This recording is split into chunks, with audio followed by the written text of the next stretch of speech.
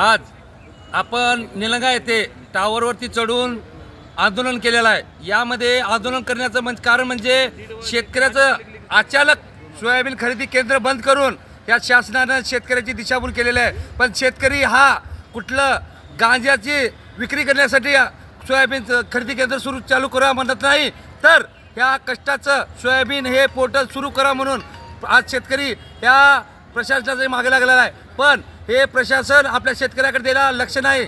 पण लवकरात लवकर जर हे पोर्टल सुरू नाही केले तर गेली 2 तास झाले आपण टावरवर चाललेलो आहोत।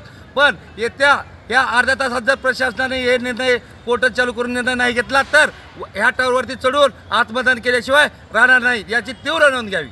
गेल्या 15-20 दिवसापासून शासनाने सांगितल्याप्रमाणे हमीभाव देतो म्हणल्यामुळं शेतकऱ्यांनी पोर्टल चालू असल्यामुळं 35,000 शेतकऱ्यांनी 35-37 हजार शेतकऱ्यांनी सोयाबीन केंद्रावर नाव नोंदणी केलेली असताना सुद्धा या शासनाने जेवढ्यांचे नोंदणी केलेले लोकांचे हमीभाव तर द्यायचा तिकडाच गेला, खरेदी केंद्र बंद करून टाकलेलं आहे।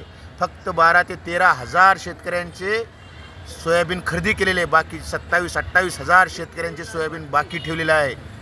आम्हाला ते तर जाऊ द्या, ह्या शेतकऱ्यांमधला जो डिफरन्स अमाऊंट आहे ते तरी चालू दिलं पाहिजे शेतकऱ्यांना। ह्यासाठी आम्ही आज 2 तास झाले टावरवर छावा संघटना आणि शिवसेना उद्धव बाळासाहेब ठाकरे ह्या संघटनेने आपल्याला ह्या टावरवर 2 तासापासून ठरले।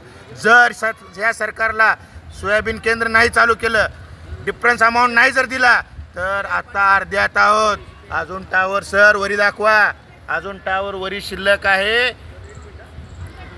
ते टावर वरी चढायला वेळ लागणार नाही। आम्ही आमचं देह शेतकऱ्यांसाठी वाहून घातलं तरी कमी नाही।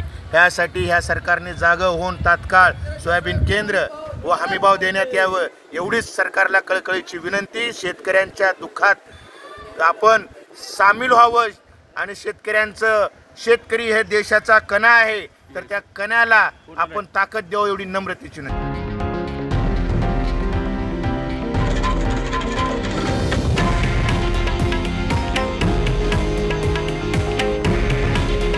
हे आहे देशातील नंबर 1 न्यूज नेटवर्क आणि आपण पाहत आहात TV9 मराठी। काळजी तुमची, हित महाराष्ट्राचं।